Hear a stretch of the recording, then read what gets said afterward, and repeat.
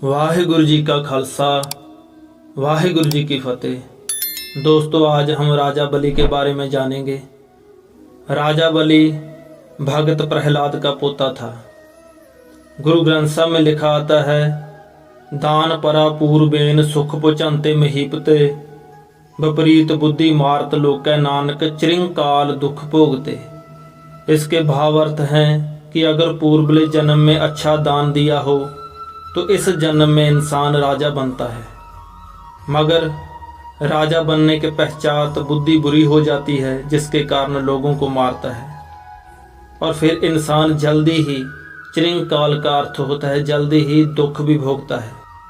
आज हम जानेंगे कि राजा बलि को भगवान विष्णु ने क्यों और कैसे मारा। दोस्तों, अगर भगवान की कथाएं मन लगाकर सुनी जाएं तो हमारा जीवन सफल हो जाता है और जीवन में खुशियां आती हैं। एक बार राजा बलि यज्ञ कर रहा था। विष्णु पुराण में आता है कि उसने 100 यज्ञ करने का फैसला किया। अगर उसके 100 यज्ञ पूरे हो जाते तो उसे कोई हरा नहीं सकता था। विष्णु भगवान ये बात जानते थे, इसलिए जब 100वां यज्ञ पूर्ण होने जा रहा था तब भगवान विष्णु वामन रूप धारण कर राजा बलि के सामने आए और उससे भिक्षा मांगने लगे।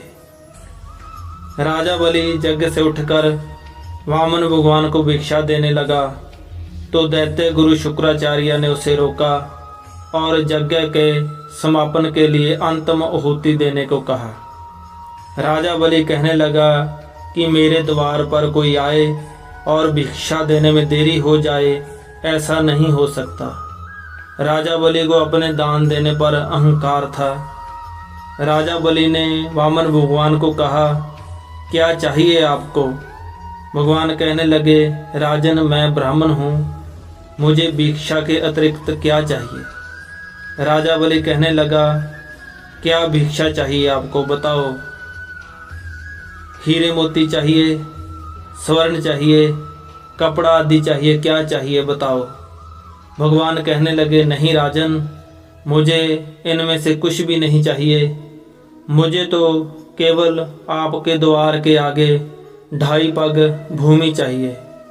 राजा बलि हैरान होकर कहने लगा, ब्राह्मण देव, 2.5 पग भूमि का क्या करोगे? भगवान कहने लगे, करना क्या है, बस आपके द्वार के आगे बैठकर उस भगवान की भक्ति करूँगा। और राजन, मैंने तो ये सुना था कि दानी बलि ना तो ये सोचकर दान देता है कि किसे दे रहा हूँ और ना ये पूछता है कि दान क्यों दे रहा हूँ। भगवान कहने लगे, राजन, अगर आपकी क्षमता हो तो दान करें, नहीं तो मैं आगे बढ़ जाता हूँ। राजा बलि ने कहा, मैं आपको कहीं नहीं जाने दूंगा ब्राह्मण देव, मगर मुझे ये सोचकर हैरानी हो रही है कि आप महासागर में से एक बूंद मांग रहे हैं, पर्वत में से केवल एक कण चाहते हैं, आप केवल 2.5 पग भूमि मांग रहे हैं। आपको तो मांगते हुए लज्जा नहीं आ रही, लेकिन मुझे इतना छोटा और तुच्छ दान देते हुए लज्जा आ रही है। बलि ने कहा, ब्राह्मण देव, कुछ ऐसा मांगिए जिसे देने में मुझे प्रसन्नता हो। भगवान ने कहा कि नहीं, मुझे तो केवल 2.5 पग भूमि ही चाहिए। जब ब्राह्मण और राजा बलि में ये बात चल रही थी तो दैत्य गुरु शुक्राचार्य ने ध्यान लगाकर देखा तो उसे पता चला कि ये ब्राह्मण वेश में भगवान विष्णु हैं। शुक्राचार्य ने राजा बलि को दान देने से मना कर दिया और कहने लगा, इस ब्राह्मण को कुछ मत देना, ये ब्राह्मण वेश में एक छलिया है, ये विष्णु है। राजा बलि ने जब सुना ये विष्णु है तो राजा कहने लगा, ये तो मेरा सौभाग्य है कि मेरे द्वार पर स्वयं भगवान मांगने आए हैं। मैं तो इनके दर्शन करना चाहता था जो मेरे पूज्य दादा श्री प्रहलाद को हुए थे। मैं तो भाग्यशाली हूँ। शुक्राचार्य ने कहा, ये तुम्हें दर्शन देने नहीं आया, ये तुम्हें दंड देने आया है। तो बलि ने कहा, इससे मुझे कोई फर्क नहीं पड़ता, ये मुझे दंड देने आए हैं या दर्शन देने आए हैं। भगवान कहने लगे, राजन, अगर आपके विचार में कोई परिवर्तन आया हो तो मैं बिना भिक्षा लिए भी जा सकता हूँ। बलि ने कहा, नहीं भगवान नहीं, आप मेरे द्वार से खाली जाएं, ये हो नहीं सकता। मैंने आपको 2.5 पग भूमि दान में दी। भगवान कहने लगे, राजन ऐसे नहीं, पहले आप संकल्प लो। तो राजा बलि ने संकल्प लिया और कहा, हे भगवान, मैंने आपको 2.5 पग भूमि दान में दी। जब उसने संकल्प लिया तो भगवान ने एकदम अपना विराट रूप धारण कर लिया। इतना बड़ा अपना रूप धारण किया कि एक ही पग में पूरी सृष्टि को माप लिया और दूसरे पग में पूरे ब्रह्मांड को माप लिया। और फिर भगवान कहने लगे, हे राजन, आपने 2.5 पग भूमि दान की थी, अभी 2 पग तो पूरे हो गए, अभी कोई जगह बची नहीं जहाँ पे मैं अपना आधा पग रखूं। तो राजा बलि ने कहा, हे भगवान, आपने पूरी सृष्टि को नाप लिया है और पूरे ब्रह्मांड को नाप लिया है, अभी मेरा तो कुछ बचा नहीं, लेकिन ये जो शरीर है ये मेरा है, आप अपना आधा पग मेरे सिर पर रखो। तो भगवान ने उसके सिर पर आधा पग रखा और उसको पाताल में धकेल दिया।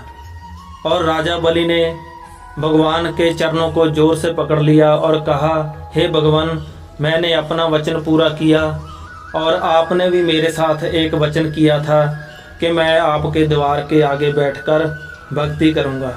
आप अभी मेरे द्वार के आगे बैठे रहोगे, आप भी नहीं जा सकते। तो भगत नामदेव जी गुरु ग्रंथ साहब में लिखते हैं, नामा कह भगत बस केवल अजहू बल के द्वार खरो। इसके भाव अर्थ हैं कि राजा बलि के प्रेम के चलते हुए और प्रेम से प्रसन्न होकर, जो उसने अपना वचन निभाया उससे प्रसन्न होकर भगवान बलि राजा के द्वार पर आज भी पाताल में खड़ा है।